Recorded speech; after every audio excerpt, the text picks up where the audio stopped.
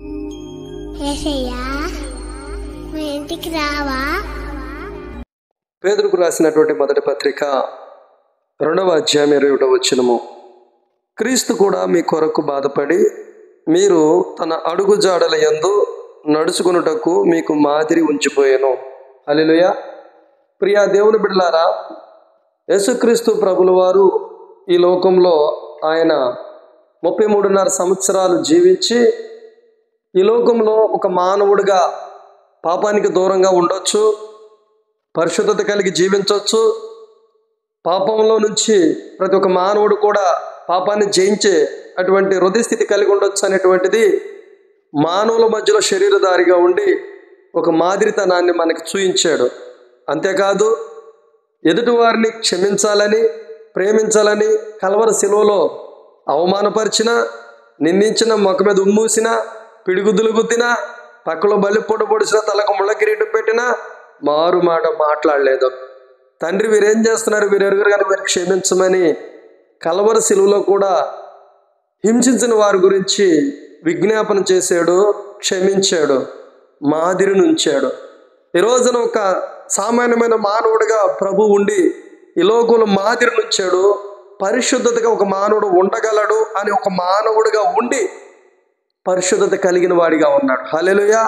అలాగే ప్రియ దేవుని బిడ్డలారా, ఇక్కడ పేతురు పత్రికలో మనం చదువుకున్నటువంటి మాటల్లో మనకి క్రీస్తు మాదిరి ఉంచిపోయాడు అని మనకి లేఖనంలో చెబుతూ ఉన్నది.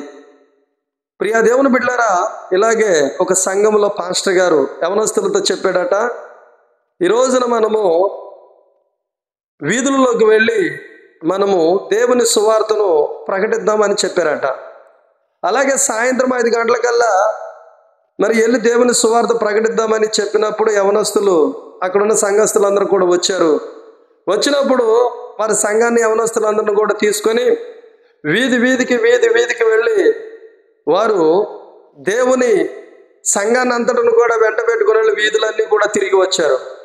వచ్చిన తర్వాత యవనస్తుడు అడుగుతున్నాడంట మందిరానికి వచ్చినాక, అయ్యగారు మీరు ప్రసంగించడం మర్చిపోయారు అని. హల్లెలూయా.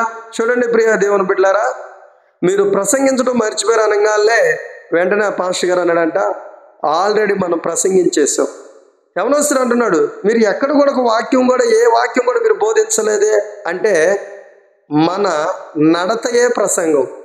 మన వీధులంటే నడిచి వెళ్ళేటప్పుడు అక్కడ ఉన్నటువంటి జనసమూహాలందరూ కూడా మనల్ని గమనించారు, మన వస్త్రధారణ చూశారు, మన నడతను, మన చూపులు, మన ప్రవర్తన అంతటను కూడా వారు మనల్ని గమనించారు. మన నడతయే ఒక ప్రసంగం. మనమే ఒక మాదిరిగా ఎదుటి వారికి దేవుని ప్రత్యక్షతను మనం చూపించాలి. అందుకే పేతురు యోహాను చూసినప్పుడు అంటే అక్కడ ఉన్నటువంటి వారు, వీరు విద్య లేని పామరులని గ్రహించి వీరు క్రీస్తుతో కూడా ఉన్నవారని గుర్తెరిగారంట. ఈ రోజున దేవుని బిడ్డలమని చెప్పుకుంటున్నాం మనం.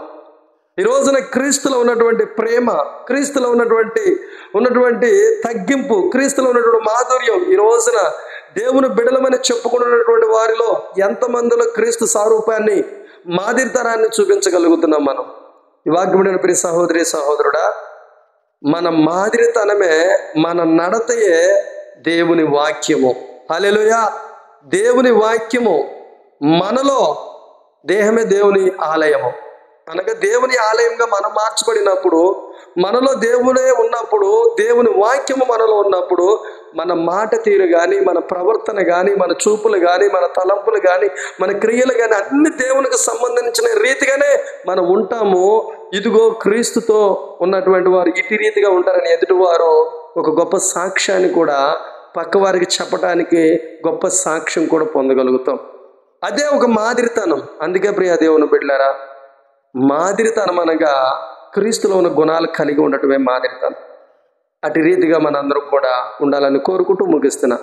దేవుడి మాటలు మన వెనుకలో దీవించబడిన గాక. ఆమేన్. స్తోత్రం నాయన మహోన్నతుడా, నీ ఘనమైన పాదాలకు వందనాలు. పేతురు గారు చెప్తున్నారు, క్రీస్తు మన కొరకు మాదిరి ఉంచి వెళ్ళారని. అవునయ్యా, మీరు ఈ భూమి మీద మానవుడిగా శరీరధారి ఉండి పరిశుద్ధత కలిగినటువంటి మాదిరితనం, సిలువలో హింసలు పెడుతున్న తగ్గించుకొని ప్రేమించి క్షమించే మాదిరితనాన్ని మాకు చూపించారు.